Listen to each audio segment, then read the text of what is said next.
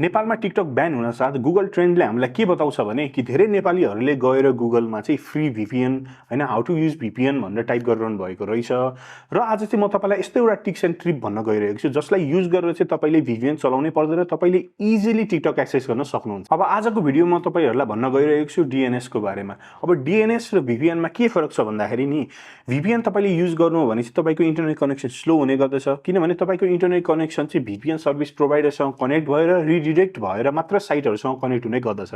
यसले गर्दाखेरि चाहिँ तपाईको इन्टरनेट कनेक्सन स्लो हुन सक्छ। तर तपाईले DNS युज गर्नु हो भने चाहिँ DNS भनेको यस्तो एउटा प्रोटोकल हो जसले चाहिँ तपाईको host name for example google.com facebook.com हरुलाई चाहिँ IP एड्रेसेसहरुमा चेन्ज गर्ने गर्दछ जसले गर्दाखेरि चाहिँ तपाईको फोनको IP एड्रेस र होस्ट नेमको IP एड्रेससँग कम्युनिकेसन गर्न एकदमै सजिलो हुने गर्दछ र यो चाहिँ एकदमै फास्ट र रिलायबल पनि हुने गर्दछ है त। तपाईले कुनै पनि VPN एप आफ्नो मोबाइलमा इन्स्टल गर्नु हो भने चाहिँ VPN सर्भिस प्रोवाइडरहरुले चाहिँ तपाईसँग पैसा माग्ने गर्दछन् फर सब्स्क्रिप्सन र हामीले देखे अनुसार चाहिँ धेरै नेपालीहरुले गएर गुगलमा चाहिँ VPN मोड APK हरु पनि डाउनलोड गर्न खोजिरहनु भएको रहेछ है त। त्यही भएर आज हामीले यो भिडियो बनाएका हौं। आज यो भिडियोमा चाहिँ म तपाईलाई यस्तो तीनटा DNS सर्भरहरु भन्ने गइरहेको छु जुन चाहिँ एकदमै फास्ट र एकदमै रिलायबल हुनेछन् र यसलाई युज गरेर चाहिँ तपाईले पनि इजिली टिकटक एक्सेस गर्न सक्नुहुन्छ। अब सुरुमा कुरा गरौँ गुगल DNS सर्भरको।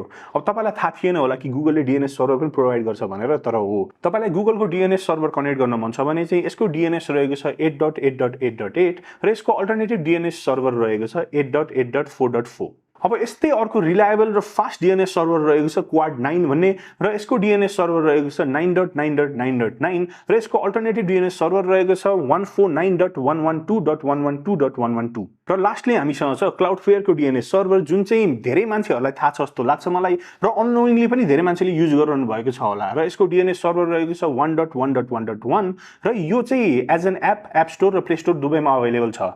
अब तपाईलाई के थाहा थिएन होला भन्दाखेरि नि 1.1.1.1 चाहिँ क्लाउडफ्लेयरको DNS सर्भर हो र यसलाई युज गरेर यसले चाहिँ एज एन VPN एक्ट गर्ने त गर्दछ तर खासमा चाहिँ यो DNS सर्भर हो है। अब DNS सर्भरसँग कनेक्ट गर्ने कुनै एप छ भने त एप इन्स्टल गरे भइहाल्यो सजिलो नै छ तर तपाईलाई म्यानुअली कुनै सर्भरसँग कनेक्ट गर्न मन छ भने चाहिँ हामी आज तपाईलाई भन्छौं कसरी गर्ने भनेर है त। तपाईलाई एन्ड्रोइड फोनमा कुनै DNS सर्भर कनेक्ट गर्न मन छ भने चाहिँ तपाई सुरुमा सेटिङमा जानुस् त्यसपछि नेटवर्क एन्ड इन्टरनेट भन्ने सेक्सनमा जानुस् त्यहाँ गइसक्नु भएपछि तपाईले तलपटि देख्नुहुन्छ प्राइभेट DNS भनेर र त्यहाँ क्लिक गरिसक्नु भएपछि तपाईलाई माग्ने छ त्यहाँ private DNS server host name भनेर है त। अब तपाईले होस्ट नेम हाल्नु पर्ने छ जुन चाहिँ DNS सर्भरको अल्टरनेटिभ रहेको छ र गुगलको DNS होस्ट नेम रहेको छ dns.google अथवा तपाईले क्लाउडफ्लेयरकै युज गर्न सक्नुहुन्छ जसको होस्ट नेम रहेको छ one.one.one.one। अब DNS सर्भर एड गरिसक्नु भएपछि चाहिँ तपाईले केही पनि देख्नु भएन भने चाहिँ तपाईको DNS सर्भर कनेक्ट भइसकेको छ र त्यहाँनेर चाहिँ एउटा कुडन्ट कनेक्ट भन्ने एउटा प्रम्प्ट आयो भने चाहिँ तपाईले स्पेलिङ चेक गरेर फेरि एड गर्न सक्नुहुन्छ। अब यति गरिसक्नु भएपछि तपाईको एन्ड्रोइड फोनमा टिकटक खोल्नुस् टिकटक एक्सेस गर्नु टिकटक मज्जाले चल्नु पर्ने हुन्छ। अब तपाई पनि धनी मान्छे हुनुहुन्छ र तपाईसँग पनि आइफोन छ भने चाहिँ तपाईले पनि आफ्नो मोबाइलमा DNS सर्भर एड गर्न सक्नुहुन्छ। त्यसको लागि आफ्नो सेटिङ भित्र जानुस् र वाइफाईमा गइसक्नु भएपछि चाहिँ आफ्नो वाइफाईको नामको साइडमा एउटा सानो आइको आइकन छ त्यसलाई क्लिक गर्नु हो भने चाहिँ तपाई आफ्नो वाइफाईको सेटिङ भित्र छिर्नुहुन्छ।